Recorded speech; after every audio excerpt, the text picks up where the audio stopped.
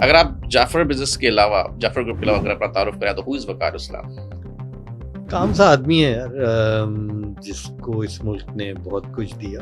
آپ اگر I T industry میں نہ ہوتے تو آپ کہاں ہوتے؟ تو میں اپنے کریئر میں شروع سے بہت کلیئر تھا کہ میں نے سیلز یا مارکیٹنگ کے ذریعے اپنا کریئر بنا. The system they have down to give the approvals. What's the greatest challenge? Mind set کا پرابلم ہے. ہمیں جنرلی سسٹمز پسند نہیں، ہر کسی کو. تو مجھے پسند نہیں ہے کہ میں لائن میں لگ کے کوئی چیز کروں، حالانکہ 10 لوگ لائن میں لگے ہوئے، میں کسی کو فون کروں گا اور میں وہ لائن توڑ کے آگے چلا جاؤں گا. اب ہمارے یہاں جو بندہ کرپشن کر کے کام کرتا ہے اس کو ہم اچھا بندہ کہتے ہیں، یار کام کر دیتے ہیں. اب ایک آدمی ہے جس کی حلال آمدنی فرض کریں 1 لاکھ روپے ہے، لیکن اس نے کسی بھی طرح سے اپنی آمدنی اب 10 لاکھ روپے کر دی.